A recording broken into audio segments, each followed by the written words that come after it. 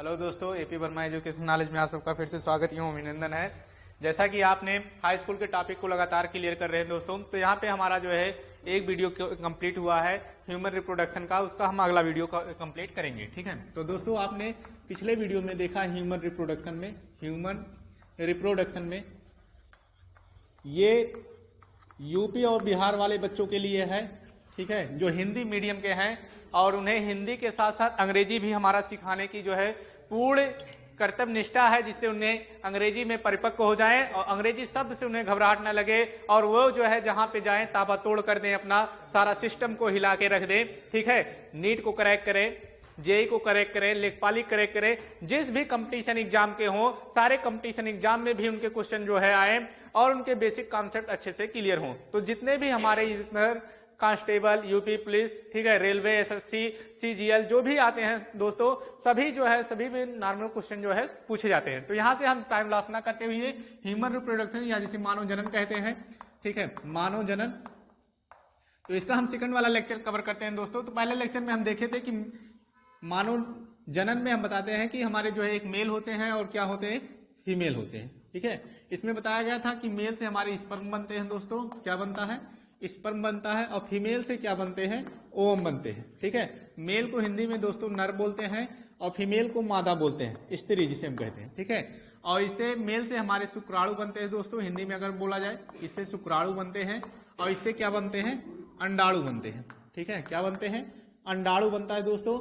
ये भी आगुणित होते हैं, यन होती है आधी संख्या हो जाती है, ये भी आगुणित होते हैं। ये दोनों आपस में मिलते हैं तो यन यन मिलकर 2n बनाते हैं, जिसे हम निषेचन बोलते हैं। क्या बोलते हैं दोस्तों, निषेचन बोलते हैं। क्या बोलते हैं, निषेचन बोलते हैं। और निषेचन के पश्चात जो है पहली कोशिका हमारी बन जाती है, जिसे हम जाइगोट कहते हैं। जब 2n बनती है तो उसे हम जाइगोट कहते हैं। ये जाइगोट आगे विकास करके हमारे नए संतान को क्या करता है, बनाता है। क्या बनाते हैं, नए संतान को बनाते हैं। ठीक है, तो नए संतान की यहाँ पे उत्पत्ति होती है। तो दोस्तों नए संतान की जो ये उत्पत्ति होती है, अब इसमें हम थोड़ा सा डिटेल की तरफ चलेंगे कि पुरुषों में स्पर्म कैसे बनते हैं और स्पर्म बनने की प्रक्रिया कौन कौन सी होती है और कौन सी कोशिकाएं स्पर्म बनाने के लिए सहायक होते हैं। ये एग्जाम में बहुत आते हैं कि किस सेल से स्पर्म बनते हैं, स्पर्म कैसे रुकता है और स्पर्म के कितने टेम्परेचर पे उचित होता है जिसपे स्पर्म बनने चाहिए। ये सारा चीज हम इस वीडियो के माध्यम से धीरे धीरे कवर करेंगे अच्छे से। ठीक है, और फिर उसके बाद हम फीमेल वाला दूसरे वीडियो में कवर करेंगे। तो आज का वीडियो हमारा जो रहेगा ये मेल के बारे में रहेगा। मेल के सारे रिप्रोडक्टिव ऑर्गन को हमें एक एक करके जो है ब्रीफली से आसानी से धीरे धीरे उसके ग्रंथि और हार्मोन्स के बारे में क्या करेंगे, पढ़ते चलेंगे। ठीक है, तो चलिए हम देखते हैं कि जो है जब जनन की क्रिया संपर्क होती है या संपन्न होती है, ठीक है, तो यहाँ संपन्न होने में 3 स्टेज में इसे पढ़ा जाता है दोस्तों। कितने स्टेज में हम पढ़ते हैं, 3 स्टेज में। कितने, 3 स्टेज में। ठीक है, कितने स्टेज में पढ़ते हैं, 3 स्टेज में पढ़ते हैं।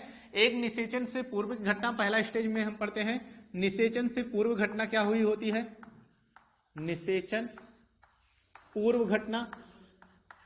कॉपी में दोस्तों नोट करना है अच्छे से आपको, निषेचन पूर्व घटना और एक निषेचन, ठीक है, और एक निषेचन पश्च घटना दोस्तों। निषेचन पश्च घटना, निषेचन पश्च घटना।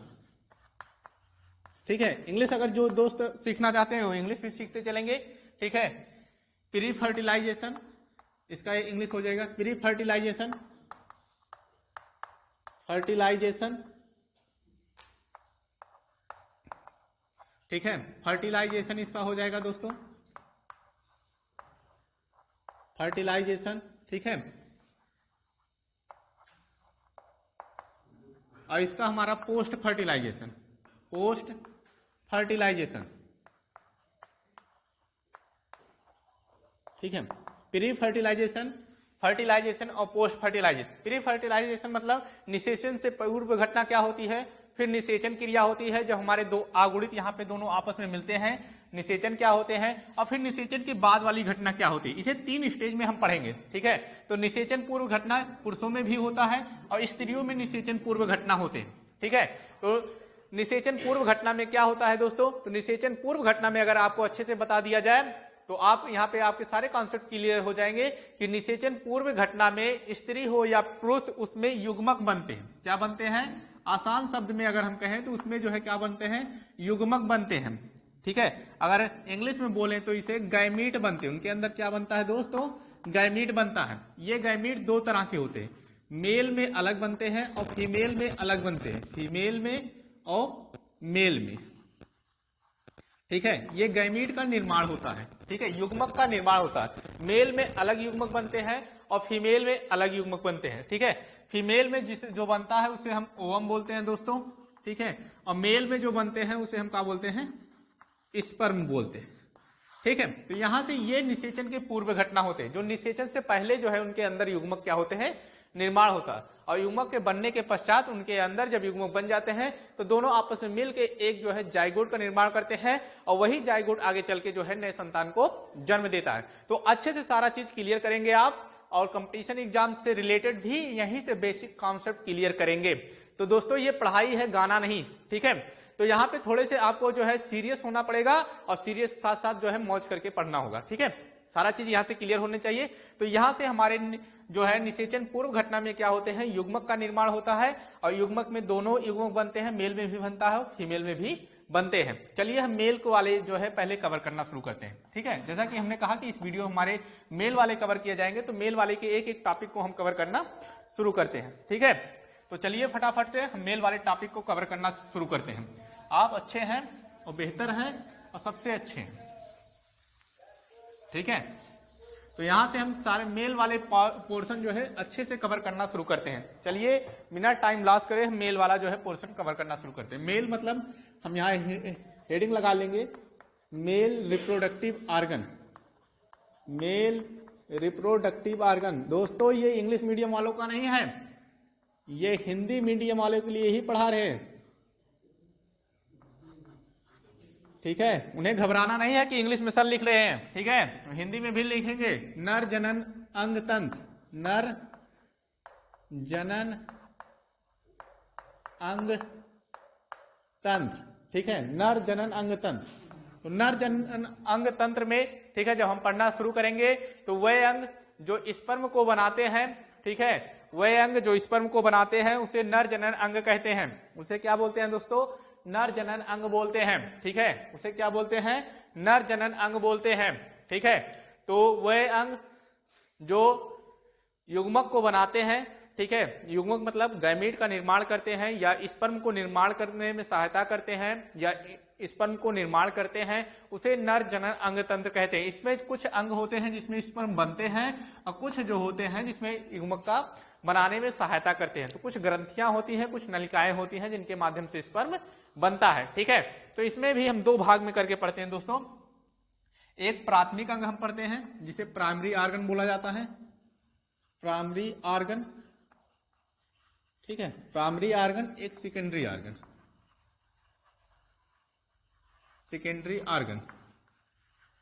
ठीक है, प्राइमरी मतलब प्राथमिक, घबराने की जरूरत नहीं है, आपके सारी हिंदी बताए जाएंगे। प्राथमिक अंग क्या होते हैं? प्राथमिक लैंगिक अंग हम लिख सकते हैं और द्वितीयक लैंगिक अंग, द्वितीयक लैंगिक अंग, लैंगिक अंग। तो प्राथमिक लैंगिक अंग क्या होते हैं? तो जहां पे हमारे मेल गैमीट्स बनते हैं उसे प्राथमिक लैंगिक अंग कहते हैं। तो मेल गैमीट कहां बनता है दोस्तों? तो वृषण में बनता है। कहां बनता है? वृषण में, या जिसे हम टेस्टिस बोलते हैं। क्या बोलते हैं? टेस्टिस बोलते हैं। वहां पे हमारे जो है हमारे स्पर्म का निर्माण होता है। तो स्पर्म हमारे कहां बनते हैं? वृषण में बनते हैं। ठीक है, द्वितीयक लैंगिक अंग क्या होते हैं दोस्तों? जो स्पर्म को बनने में सहायता देते हैं उसे हम बोलते हैं क्या? द्वितीयक लैंगिक अंग। ठीक है, तो इसमें कुछ हमारी सहायक नलिका होती हैं, सहायक नलिका होती है और जो है सहायक ग्रंथियां होती हैं। क्या होती हैं? सहायक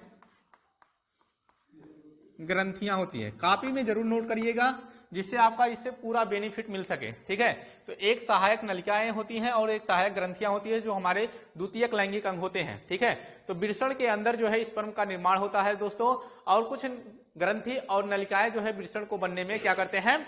सहायता करते हैं। चलिए हम देखते हैं फटाफट से वृषण क्या होते हैं, उसके अंदर स्पर्म का निर्माण कैसे होता है। ठीक है, तो आपको अगर दिखा दिया जाए अच्छे से तो यहाँ पे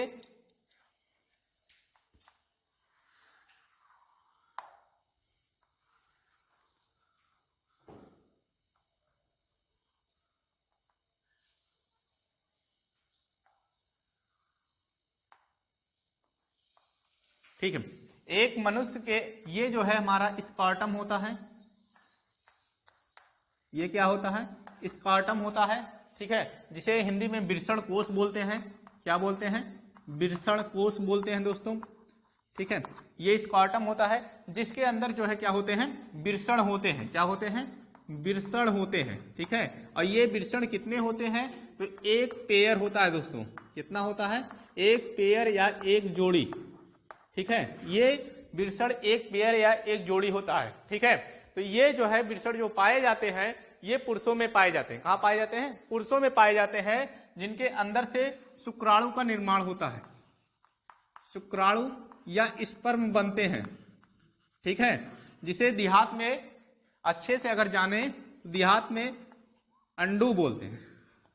क्या बोलते हैं, अंडू बोलते हैं, ठीक है। और इसके अंदर जो है क्या होता है, स्पर्म बनता है। अब एकदम क्लियर कर दे रहे हैं आपका, ठीक है। यहाँ पे जो है क्या होते हैं, यहाँ पे जो है हमारे स्पर्म या शुक्राणु का निर्माण होता है, ठीक है। और ये जो है शरीर के बाहर होते हैं। कहाँ होते हैं, और क्लियर अगर आपके कर दें तो ये शरीर के बाहर होते हैं। कहाँ होते हैं दोस्तों, शरीर के बाहर होते हैं, ठीक है। और शरीर के बाहर इसलिए होते हैं जिससे इनका 2 से 3 डिग्री सेल्सियस, 2 से 3 डिग्री सेल्सियस टेम्परेचर शरीर के टेम्परेचर से कम रहे।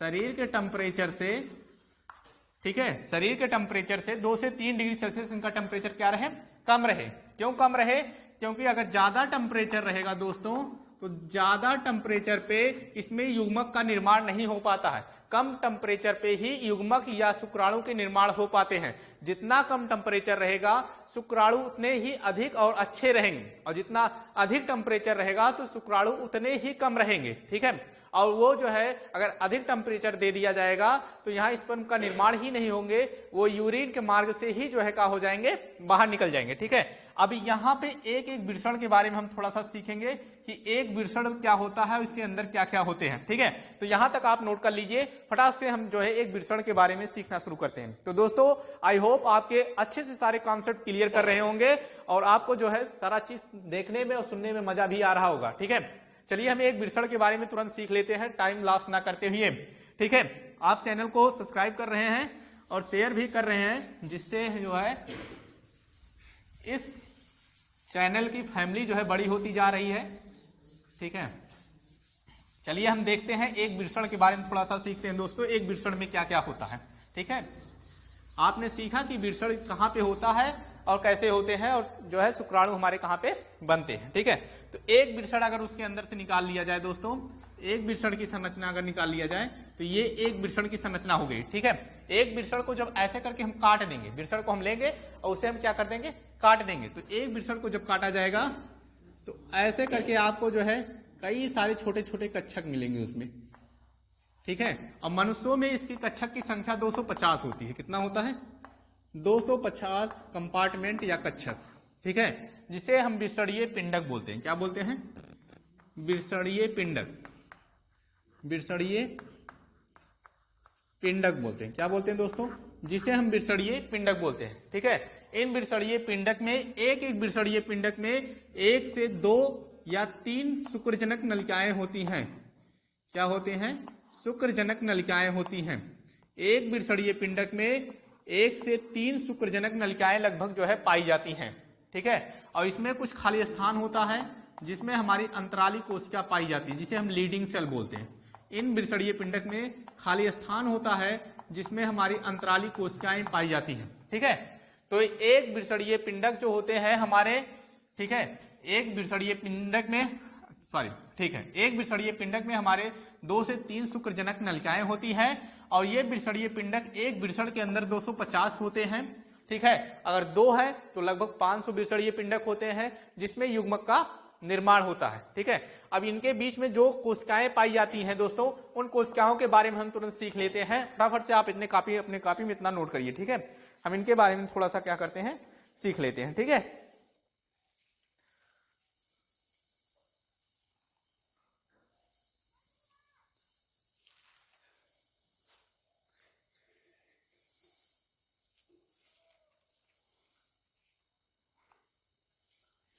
ठीक। तो इनके बीच जो हमारी कोशिका पाई जाती खाली स्थान में, इसे हम अंतराली कोशिका बोलते हैं दोस्तों, यहाँ से नोट कर लेंगे इसे।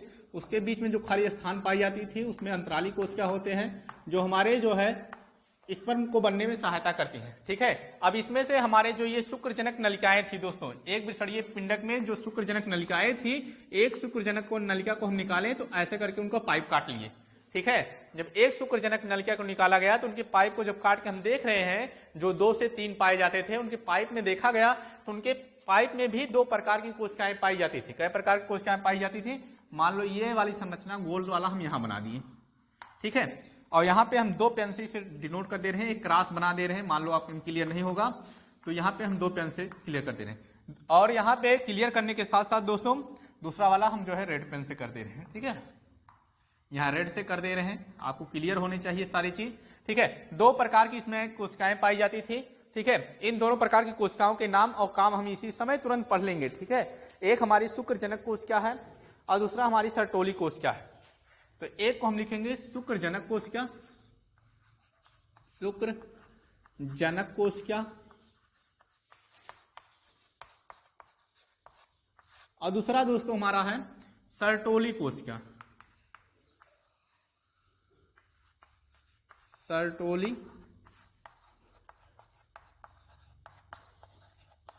कोशिका। ठीक है, तो एक शुक्रजनक कोशिका है, एक सर्टोली कोशिका है दोस्तों। तो शुक्रजनक कोशिका क्या होते हैं? ये कोशिका जो है स्पर्म को बनाते हैं, स्पर्म को बनाते हैं। ये जो है स्पर्म को क्या करते हैं? बनाते हैं। और सर्टोली कोशिका क्या करती है? स्पर्म को पोषण देती है। क्या देती है दोस्तों? स्पर्म को पोषण देती, स्पर्म को पोषण देती है, स्पर्म को पोषण देती है। तो ये स्पर्म को बनाते हैं दोस्तों, और सर्टोली कोशिका क्या होती है? स्पर्म को पोषण देती है, जिससे हमारे स्पर्म बन के क्या होते हैं? तैयार हो जाते हैं। तो यहां तक तो ये हमारे एक विषणीय पिंडक का था दोस्तों। ठीक है, अब हमारे बचते हैं टॉपिक क्या होता है कि हमारे कौन कौन से ग्रंथि जो है इससे बनने में सहायता करते हैं, और साथ साथ बनने के साथ साथ जो ग्रंथि हमारे इसके बनने में सहायता करते हैं, कौन सहायक नलिकाएं भी होती हैं। ठीक है, तो 2-3 ग्रंथियां हैं जो इसके बनने में क्या करती हैं?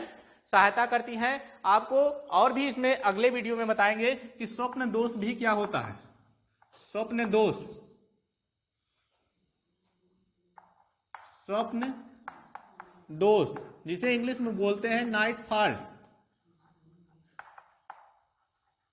ठीक है, स्वप्न दोष या नाइट फॉल्ट कैसे होता है लड़कों में। ठीक है, तो ये अभी तुरंत थोड़ी देर के वीडियो में आपको क्या होगा बताया जाएगा अच्छे से। ठीक है, तो यहाँ वीडियो में बने रहे, और इसके लिए आपको ढेर सारी शुभकामनाएं। ठीक है, पानी वानी पी लीजिए, फिर स्टार्ट करते हैं।